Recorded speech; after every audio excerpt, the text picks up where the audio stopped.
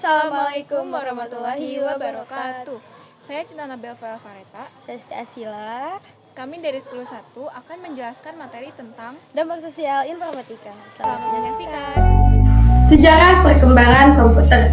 Komputer tidak hanya berbentuk desktop, tetapi dapat berbentuk laptop, ponsel pintar, hingga perangkat yang tergabung di dalam Internet of Things. Sejarah komputer dimulai sebelum Masehi, sekitar tahun 2400 BC dengan penggunaan abakar. Perkembangan teknologi sangat dipengaruhi oleh para ilmuwan dan insinyur yang tidak hanya menciptakan mesin tetapi juga konsep-konsep penting seperti algoritma ditemukan oleh Al-Khwarizmi pada tahun 830 Masehi. Masih dalam sejarah perkembangan komputer dari generasi per generasi. Generasi pertama tahun 1940 sampai 1956, komputer berbasis tabung vakum berukuran besar dan boros energi. Lalu generasi kedua pada tahun 1956 sampai 1963, penggunaan transistor menggantikan tabung vakum lebih kecil, lebih cepat, dan lebih efisien. Generasi ketiga mulai dari tahun 1964 sampai 1971, pengenalan integrated circuit atau IC yang memungkinkan ribuan transistor dipasang dalam satu chip. Yang terakhir ada generasi keempat, yaitu dari tahun 1971 sampai saat ini. Penggunaan mikroprosesor yang memadatkan semua komponen CPU dalam satu chip. Komputer pribadi mulai berkembang pesat. Selanjutnya ada tokoh-tokoh penting dalam informatika. Yang pertama ada Charles Babbage, merancang mesin menghitung mekanis pertama, dikenal sebagai Bapak Komputer Modern. Yang kedua ada Alan Turing, yaitu ahli matematika yang mencetuskan konsep main Turing, dasar dari komputer modern. Dan yang ketiga ada Olaf Wallace, programmer pertama menciptakan algoritma untuk mesin analitik di abad ke-19. Selanjutnya ada aspek ekonomi dan hukum dalam produk informatika. Aspek ekonomi dan hukum dari produk informatika berkaitan dengan pengaruh teknologi informasi pada ekonomi global dan regulasi yang mengatur penggunaannya. Pertama, ada aspek ekonomi yang berkaitan dengan 1. Inovasi dan efisiensi.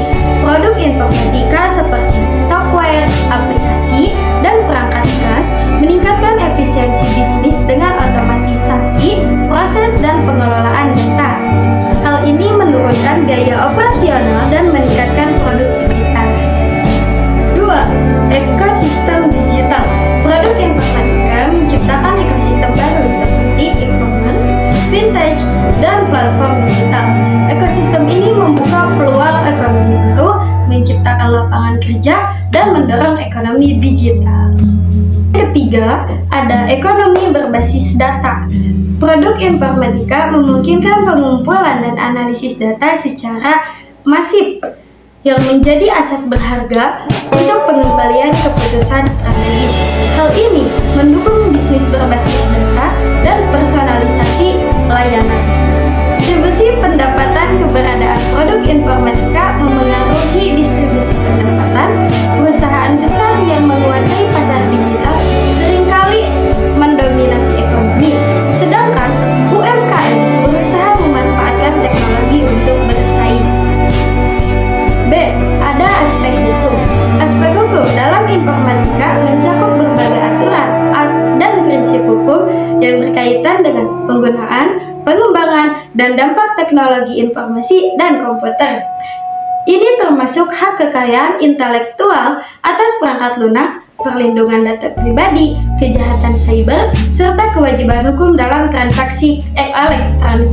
Lisensi dapat dianggap sebagai sebuah perjanjian hukum yang resmi antara pembuat perangkat lunak yang menyediakan lisensi tersebut atau licensor dan pihak pengguna perangkat lunak yang menerima lisensinya atau lisensi. Ada pula beberapa jenis lisensi perangkat lunak. Baiklah, saya mengerjakan dari slide pertama sampai slide 11. Selanjutnya dilanjutkan oleh Cinta Anabel, Pak. Yang pertama adalah lisensi komersial. Lisensi komersial adalah izin yang diberikan oleh pemilik kepada pengguna untuk menggunakan, mendistribusikan, atau memodifikasi perangkat lunak dengan tujuan komersial, seperti menjual, menyewakan, atau menghasilkan pendapatan dari perangkat lunak tersebut. Yang kedua adalah lisensi gratis atau freeware. Lisensi gratis atau freeware adalah perangkat lunak yang dapat digunakan secara gratis. Namun, hak cipta tetap dipegang oleh pengembangnya. Meskipun gratis, freeware biasanya memiliki batasan tertentu, seperti tidak boleh dimodifikasi atau didistribusikan ulang tanpa izin. Yang ketiga adalah lisensi open source. Lisensi open source atau sumber terbuka adalah lisensi yang mematuhi definisi sumber terbuka. Singkatnya, lisensi ini memungkinkan perangkat lunak untuk digunakan, dimodifikasi, dan dibagikan secara bebas. Yang keempat adalah lisensi domain publik. Lisensi domain publik adalah lisensi yang menyatakan bahwa sebuah karya tidak lagi dilindungi oleh hak cipta atau hak kekayaan intelektual lainnya. Lalu ada pula informatika untuk masa depan. Informatika atau ilmu komputer memiliki peran yang sangat penting untuk masa depan. Perkembangannya akan terus mendorong inovasi di berbagai bidang, seperti kecerdasan buatan, Internet of Things atau IoT, dan komputasi kuantum. Informatika juga akan membuka peluang ekonomi baru dan meningkatkan kualitas hidup melalui teknologi yang cerdas. Lalu ada pula karir dan studi lanjut di bidang informatika. Bidang informatika menawarkan berbagai peluang karir dan studi lanjut. Lulusan informatika bisa menjadi programmer, pengembang perangkat lunak, analisis sistem, ilmuwan data, dan masih banyak lagi.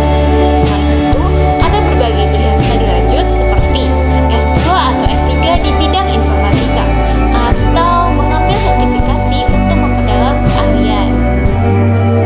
Yang pertama ada karir di bidang informatika.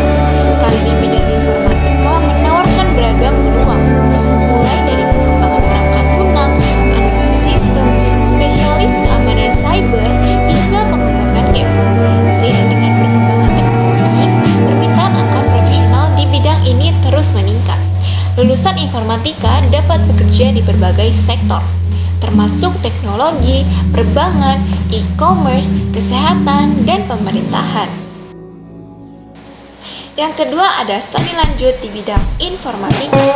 Studi lanjut di bidang informatika menawarkan berbagai pilihan menarik, baik untuk mendalami keahlian maupun memperluas wawasan. Beberapa pilihan studi lanjut meliputi program sarjana atau S2 seperti Magister Teknik Informatika yang biasanya menawarkan spesialisasi seperti kecerdasan buatan, jaringan komputer, atau rekayasa perangkat lunak.